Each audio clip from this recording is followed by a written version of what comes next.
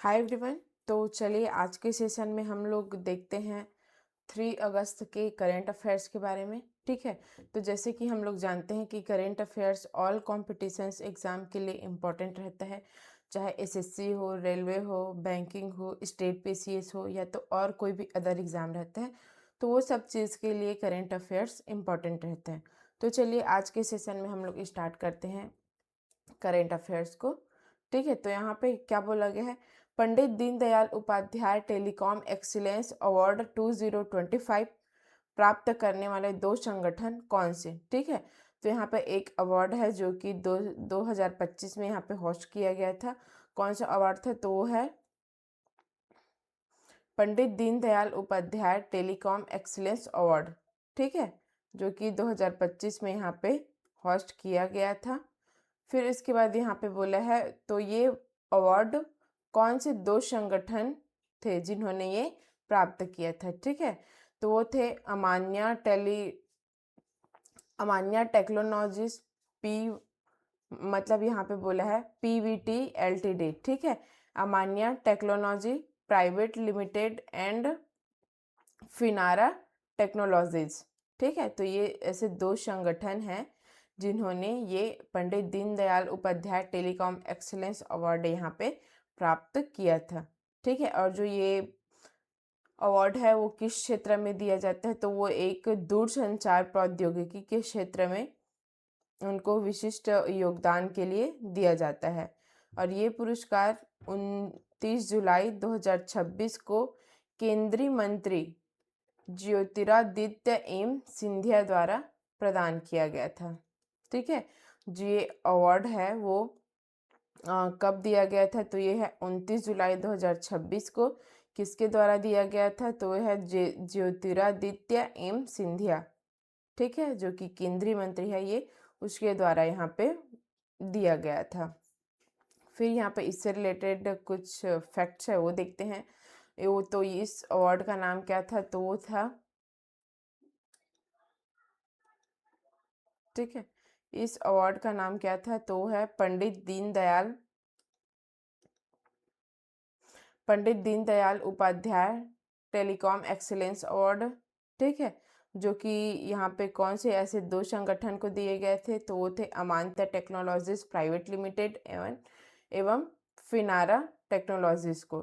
ठीक है, ये ऐसे 2 संगठन है जिसको ये अवार्ड दिया गया था। और यह अवार्ड किसके द्वारा दिया गया था, तो वो है केंद्रीय संचार मंत्री ज्योतिरादित्य एम सिंधिया। और ये 29 जुलाई 2026 को इन्हें दिया गया था। और इसके ऑर्गेनाइज़र कौन है, ठीक है, इसको किसके द्वारा ऑर्गेनाइज किया गया था, तो यह दूरसंचार विभाग, डिपार्टमेंट ऑफ टेलीकम्युनिकेशंस। ठीक है, इनके द्वारा ये ऑर्गेनाइज किया गया था। ठीक है, और फिर इसका पर्पस क्या है इस अवार्ड को देने का, तो ये है दूरसंचार प्रौद्योगिकी के क्षेत्र में उत्कृष्ट योगदान जैसे टेलीकॉम, नवाचार, कौशल विकास सेवाएं, विनिर्माण तथा दूरसंचार आधारित अनुप्रयोगों को सम्मानित करना इनका पर्पस है। और यहाँ पे पुरस्कार की राशि कितनी है, तो वो है प्रत्येक विजेता को 2 लाख एवं प्रशस्ति पट्टिका तथा प्रशस्ति पत्र यहाँ पे प्रदान किया गया है। ठीक है, तो इसके कुछ इस अवार्ड में क्या क्या पुरस्कृत किया जाता है वो है यहाँ पे। फिर यहाँ पे आगे देखते हैं हम लोग, जूलॉजिकल सर्वे ऑफ इंडिया द्वारा तैयार किए गए लेपिडोप्टेरा की पहली व्यापक कैटलॉग के अनुसार भारत में तितलियों और पतंगों की कितनी प्रजातियां दर्ज की गई है। ठीक है, तो यहाँ पे जियोलॉजिकल सर्वे ऑफ इंडिया के द्वारा यहाँ पे तैयार किए गए लेपिडोप्टेरा, ठीक है, जो कि एक पहली व्यापक कैटलॉग है, तो इसके अनुसार भारत में तितलियों और पतंगों की कितनी प्रजातियां दर्ज की गई है ये पूछा है। तो यहाँ पे भारत में तितलियों और पतंगों की 13,703 प्रजातियां यहाँ पे दर्ज की गई है। फिर यहाँ पे आगे देखते हैं हम लोग इससे रिलेटेड कुछ फैक्ट्स। तो यहाँ पे कितनी प्रजातियाँ दर्ज की गई है, तो वो है 13,703 प्रजातियाँ। और इसको किसके द्वारा तैयार किया गया है, तो ये है जूलॉजिकल सर्वे ऑफ इंडिया ठीक है। और फिर ये भारत के लेपिडोप्टेरा की पहली व्यापक कैटलॉग है, ठीक है। ये इसकी फर्स्ट व्यापक कैटलॉग एडिशन है भारत के लेपिडोप्टेरा की। फिर इसको रेडी करने में कितना टाइम लगा था, ठीक है, तो ये लगा था 12 वर्ष का टाइम लगा था। और जो यहाँ पे कैटलॉग है यहाँ पे, ठीक है, फर्स्ट व्यापक कैटलॉग, तो उसमें कैटलॉग का साइज क्या था, तो वो था उसका आकार 12 खंड, ठीक है। 12 खंड में ये यहाँ पे कैटलॉग का आकार है 12 खंड, ठीक है। और इसको कैसे, इसको वर्गी की मतलब टैक्सोनॉमिक इसका कवरेज क्या था, तो ये है 3705 यहाँ पे जनेरा वंश का था, और 240 कुल सब फैमिलीज, और 102 कुल फैमिलीज, और यहाँ पे 31 महाकुल सुपर फैमिलीज, ठीक है। तो ये ऐसे इसको यहाँ पे डिवाइड किया गया है। यहाँ पे ये कुछ कवरेज है, इसके अंडर में कितने कवरेज है उसको बताया गया है यहाँ पे। और फिर इसका पर्पस क्या है, तो भारत में तितलियों और पतंगों की जैव विविधता के संरक्षण, वर्गीकी तथा अनुसंधान के लिए एक पूर्ण एवं अद्यतन वैज्ञानिक अभिलेख उपलब्ध कराना इसका पर्पस है, ठीक है। फिर यहाँ पे आगे देखते हैं मार्केट डिस्टॉर्शन परफॉर्मेंस इंडिया, ठीक है। मार्केट डिस्टॉर्शन परफॉर्मेंस इंडेक्स 2026 में भारत की रैंक क्या है, तो यहाँ पे मार्केट डिस्टॉर्शन परफॉर्मेंस इंडेक्स में यहाँ पे भारत की रैंक पूछा गया है कितनी है करके, तो वो है 57th रैंक है इंडिया की, ठीक है। तो यहाँ पे भारत ने मार्केट डिस्टॉर्शन परफॉर्मेंस इंडेक्स में 57th रैंक यहाँ पे प्राप्त किया, जो कि सकारात्मक और प्रतिस्पर्धा समर्थन आर्थिक सुधारों के कारण ये स्थान ये हासिल किया, ठीक है। मतलब पहले यहाँ पे 82 था उसका रैंक, फिर उसके बाद अभी 25 हुआ है, जो कि इन्होंने 57th रैंक यहाँ पे सुधार की है। फिर यहाँ पे देखते हैं हम लोग इसमें भारत की रैंक इसमें क्या है, तो ये थे भारत की रैंक यहाँ पे 57th पे है, जो कि पहले यहाँ पे 82 थे, और फिर अब वो 25 हो गया है, ठीक है। कौन से इंडेक्स में, तो वो है मार्केट डिस्टॉर्शन परफॉर्मेंस इंडेक्स में। और जो ये रिपोर्ट रेडी किया गया है, तो वो किसके द्वारा रेडी किया गया है, तो वो है कॉम्प्यूटर फाउंडेशन एवं सेंटर फॉर ट्रेड एवं इन्वेस्टमेंट लॉ के द्वारा ये रिपोर्ट रेडी किया गया है। और यहाँ पे कुछ इसके एरियाज़ है, असेसमेंट एरियाज मतलब मूल्यांकन एरिया है, तो वो कौन कौन से है वो देखते हैं। तो वो है protection of property rights, domestic market competitions, international trade, तो ये इसके कुछ असेसमेंट एरियाज है, ठीक है। और फिर इसके जो रीज़न है, तो वो क्या है, इसके जो सुधार के रीजंस है इम्प्रूवमेंट के, वो क्या रीज़न है, तो वो है जीएसटी, दिवाला एवं शोधन अक्षमता संहिता, नियामकीय सुधार और तथा व्यापार सुविधाओं उपायों और जैसे संरचनात्मक सुधार, ठीक है। तो ये इम्प्रूवमेंट के रीजंस है इसके।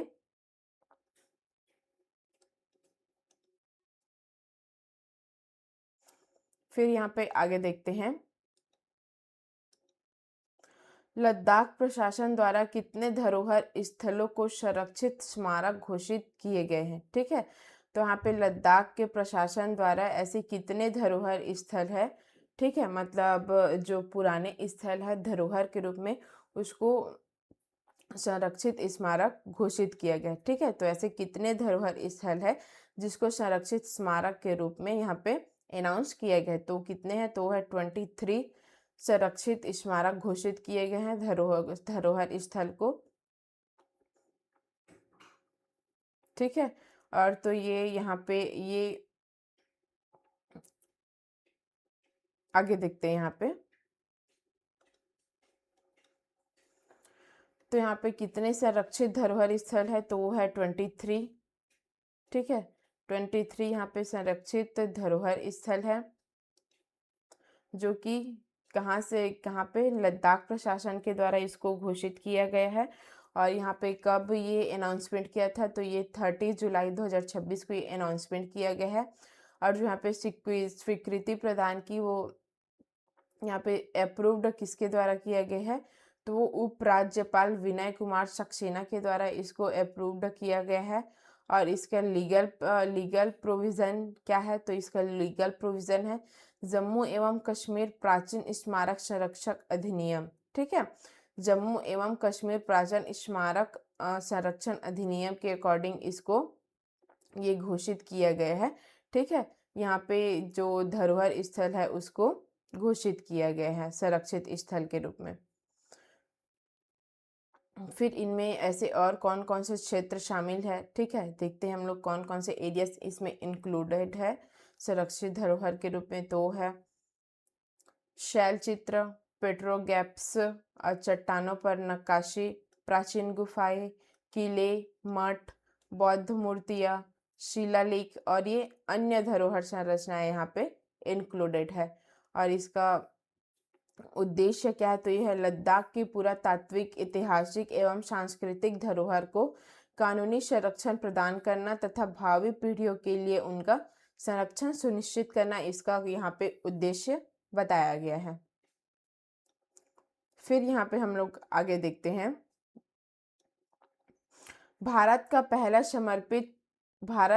समर्पित सैन्य चिकित्सा विभाग कहाँ स्थापित है। ठीक है, यहाँ पे इंडिया का ऐसा first dedicated department of military medicine ये कहाँ पे इस्टेब्लिश्ड है, ये पूछा गया है। तो वो कहाँ पे है, कॉमन हॉस्पिटल। ठीक है, कॉमन हॉस्पिटल ये यहाँ पे स्थापित किया गया है, जो कि सेंट्रल कमांड लखनऊ में है। ठीक है, और फिर इसका उद्घाटन मतलब इसका इनॉग्रेशन 29 जुलाई 2026 को किया गया है। और रक्षा मंत्री, ठीक है, ये डिफेंस मिनिस्ट्री राजनाथ सिंह के द्वारा इसको अनाउंस किया गया है। फिर यहाँ पे आगे देखते हैं इससे रिलेटेड कुछ फैक्ट्स। ठीक है, तो उसका वो लोकेशन क्या है, तो है कमांड हॉस्पिटल, जो कि लखनऊ उत्तर प्रदेश में है। और इसका इस्टेब्लिश्ड मतलब ये किसके अंडर में इसका इस्टेब्लिश्ड किया गया है, तो यह directorate general of medical service, इसके अंडर में इसको इस्टेब्लिश किया गया है। और इसके इनॉग्रेशन किसके द्वारा किया गया, तो है डिफेंस मिनिस्ट्री राजनाथ सिंह के द्वारा किया गया है। और इसका इनॉग्रेशन की डेट क्या है, तो है 29 जुलाई 2026। इसका पर्पस क्या है कि ये सैन्य चिकित्सा के क्षेत्र में युद्धकालीन चिकित्सा तैयारी और अनुसंधान, प्रशिक्षण तथा सिद्धांत को सुदृढ़ करना इसका पर्पस है। फिर इसके कुछ यहाँ पे फोकस एरियाज है, तो वो कौन कौन से है, चलिए यहाँ पे देखते हैं हम लोग।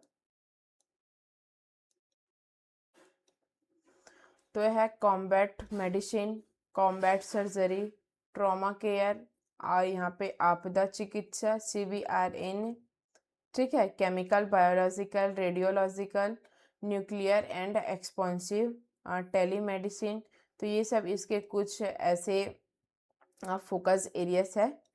ठीक है, और फिर यहाँ पे इसका इम्पोर्टेंस भी यहाँ पे दिया गया है कि ये भारत का फर्स्ट समर्पित शैक्षणिक एवं परिचालन विभाग है, जो विशेष रूप से सैन्य चिकित्सा मिलिट्री मेडिसिन पर यहाँ पे केंद्रित है। ठीक है, यह सशस्त्र बल चिकित्सा सेवा आर्म्ड फोर्स मेडिकल सर्विस के लिए प्रमुख अनुसंधान एवं प्रशिक्षण केंद्र के रूप में यहाँ पे वर्क कर रहा है। ठीक है, फिर यहाँ पे आगे देखते हैं हम लोग, भारत की पहली प्रत्यक्ष वाणिज्य कंटेनर मालगाड़ी नेपाल में किस गंतव्य तक पहुंची। ठीक है, तो यहाँ पे गंतव्य का अर्थ यहाँ पे क्या है कि उसका लक्ष्य या तो फिर जिस स्थान तक पहुंचना है, ये उसको गंतव्य कहा जाता है। ठीक है, तो यहाँ पे पूछा है नेपाल किस गंतव्य तक पहुंची, यही पूछा गया है। नेपाल में किस ऐसे जो उनका लक्ष्य है, वो कौन सा लक्ष्य है जिस जिस स्थान तक उसको पहुंचना है, ये पूछा गया है यहाँ पे।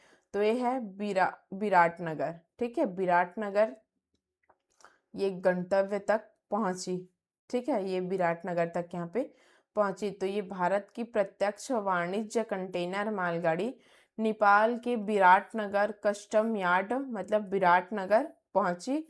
यह कोलकाता पोर्ट से कैनोला के कंटेनर वैगनों को सीधे लेकर पहुंची, ठीक है, जो कि भारत नेपाल रेल संपर्क में एक महत्वपूर्ण मील की पत्थर है। फिर यहाँ पे आगे देखते हैं हम लोग, इससे रिलेटेड कुछ फैक्ट्स है। तो गंतव्य मतलब किस स्थान तक पहुंचा है, तो यह विराटनगर कस्टमर्स यार्ड या तो विराटनगर जो कि ये नेपाल में है। और इसके जो ओरिजिन है, ठीक है, वह कौन सी है उसके ओरिजिन, तो यह है कोलकाता पोर्ट कोलकाता पोर्ट जो कि पश्चिम बंगाल भारत यहाँ पे स्थित है। और जो इसकी जर्नी है वो कंप्लीट कब हुई, तो इसकी जर्नी 20 जुलाई 2026 को यहाँ पे कंप्लीट हुई, ठीक है। और इसको यहाँ पे इसका माल क्या था, तो वो है कैनोला, ठीक है, ये इसके कार्गोस है। और इसके संचालनकर्ता कौन है, तो ये है कंटेनर कॉरपोरेशन ऑफ इंडिया, इसके संचालन करता है। और इसका फ्रेमवर्क तो संशोधित Bharat Nepal rail transit protocol के तहत ये संचालित है। और यहाँ पे इसके कुछ सिग्निफिकेंस दिए गए हैं जिसको आप लोग यहाँ पे देख लीजिएगा, ठीक है।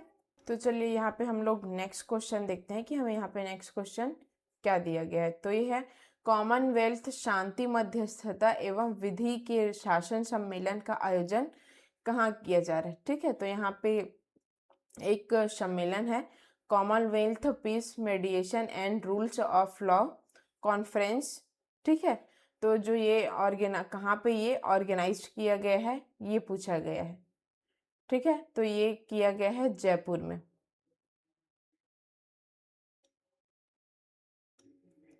जयपुर में यहाँ पे ऑर्गेनाइज किया गया है कॉमनवेल्थ शांति मध्यस्थता एवं विधि के शासन सम्मेलन, ठीक है। तो ये जयपुर में ये आयोजित किया गया है, ठीक है। तो यहाँ पे फिर हम लोग आगे देखते हैं,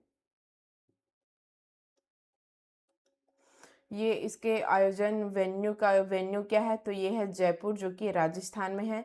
और जो ये वेन्यू है ये कब से कब तक यहाँ पे आयोजित किया गया है, ठीक है। तो ये है 31 जुलाई से 2 अगस्त तक यहाँ पे ये ऑर्गेनाइज किया गया था। और इसका थीम क्या था, तो ये है शांति मध्यस्थता और विधि का शासन, ठीक है, ये इसका थीम है इस सम्मेलन का, ठीक है। फिर ये इसके आयोजक है जिसके बारे में यहाँ पे बताया गया ये किसके किसके द्वारा ये ऑर्गेनाइज किया गया था, तो वो है कॉमनवेल्थ लॉयर्स एसोसिएशन, राजस्थान राज्य विधिक सेवा प्राधिकरण, सुप्रीम कोर्ट बार एसोसिएशन, ठीक है। और इसका निवारण क्या है, तो ये है mediators of the supreme court of India. तो ये सब इसके कुछ आयोजक है जिसके बारे में यहाँ पे बताया गया है, ठीक है। और ये जो सम्मेलन था इसको किसके द्वारा यहाँ पे इनॉग्रेट किया गया था, तो यह है भारत के मुख्य न्यायाधीश न्यायमूर्ति सूर्यकांत, ठीक है, जो यहाँ पे chief justice of India justice Suryakant इसके द्वारा ये इनॉग्रेट किया गया था। फिर यहाँ पे इसका ऑब्जेक्ट भी यहाँ पे दिया गया जो कि शांति मध्यस्थता को बढ़ावा देता है, विधि के शासन को सुदृढ़ करना और विवाद समाधान में कॉमनवेल्थ देशों के बीच सहयोग को यहाँ पे मजबूत करना। तो ये इसका कुछ उद्देश्य भी यहाँ पे बताया गया है। तो फिर चलिए हम लोग आगे देखते हैं,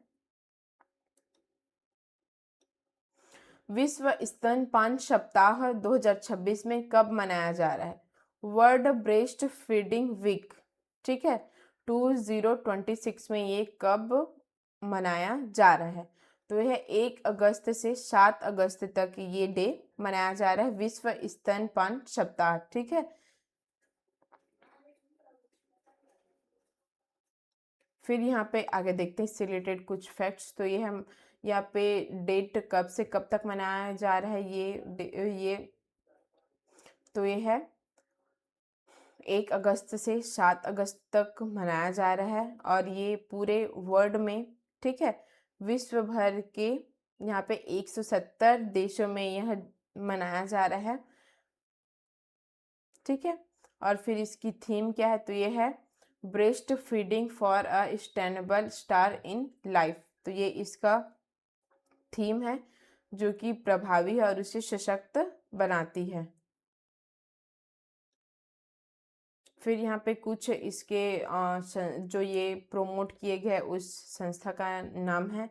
तो ये कौन कौन सी है जो इसको प्रमोट किए गए हैं, तो ये है यहाँ पे विश्व स्वास्थ्य संगठन, ठीक है, विश्व स्वास्थ्य संगठन, UNICEF, world alliance for breast feeding action, ठीक है। तो ये ऐसे कुछ संस्थाएं हैं जो इसको प्रमोट किए हैं और इसका यहाँ पे उद्देश्य भी दिया गया है। तो ये क्या है, स्तनपान को बढ़ावा देना, माताओं के लिए सहयोग तंत्र को सुदृढ़ करना। तो ये ऐसे कुछ यहाँ पे इसका उद्देश्य दिया गया है, ठीक है। और फिर ये इसको फर्स्ट टाइम कब मनाया गया था, तो इसको फर्स्ट टाइम 1992 में मनाया गया है,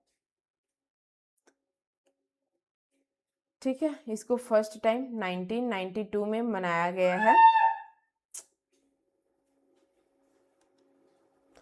फिर यहाँ पे हम लोग आगे देखते हैं जन्म एवं मृत्यु पंजीकरण अधिनियम, ठीक है, registration of birth and dates act में संशोधन के लिए संसद में एक प्रस्ताव प्रस्तुत किया गया है।